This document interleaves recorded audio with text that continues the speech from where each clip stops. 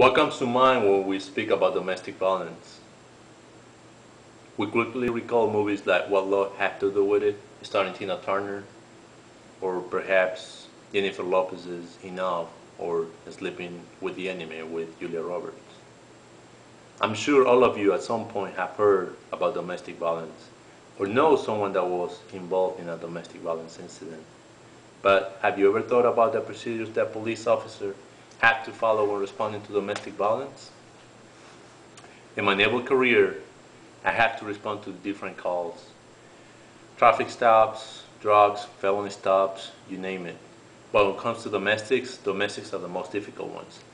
I'm Emetu Dominguez, member of NAS Pensacola Police Department, and I will explain to you the procedures to follow before, during, and after a domestic violence incident. Let's start by defining domestic violence. Domestic violence and emotional abuse are behaviors used by one person in a relationship to control the other. Partners may be married or not married, heterosexual, gay, lesbians, living together, separated, or dating.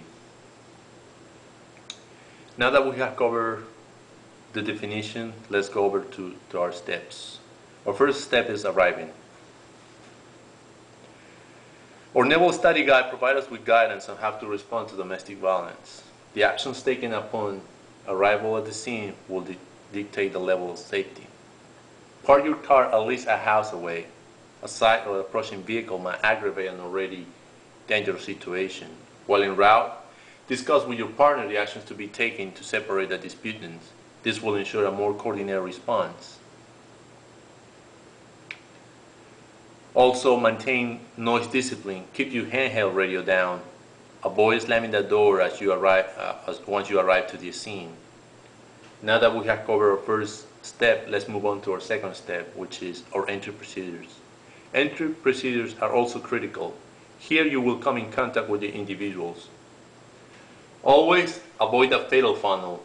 Stand on one side of the door or the other, never in front of it. Before knocking on the door, listen at the door for 15 to 30 seconds, as this might provide you pertinent information about the incident. Avoid entering the house after being told to come in. This might prevent you from walking into an unknown situation. Once inside the house, separate the disputants quickly. If possible, separate them visually as well as physically. One way to obtain this is to have the individuals back to back with one police officer facing each subject. Another way to do that is take them into a different room, but don't take them to the kitchen or the bathroom. There are many things there that can become weapons. If a crime is committed, somebody will have to be arrested. In situations like this, avoid handcuffing the individual in front of the victim or a child, as this might cause a negative response or might create resentment on the child. Last but not least is our safe departure. You need to exercise the same level of caution as you were arriving. Never let your guard down.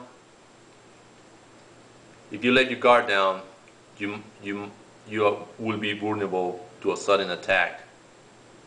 And as your final step, criticize yourself.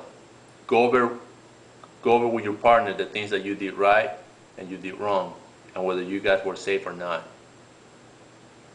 Now that I show you how law enforcement responds to domestic violence, let's go over what I show you today. I explained you the definition of domestic violence, the 3 steps that we follow: arriving, during, and departure.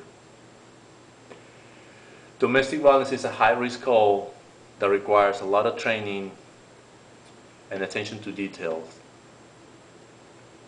Remember, your safety is first, then the one of the disputants. 4 minutes is not enough to explain everything about domestic violence, but for more information, please go to nvdh.org. Thank you.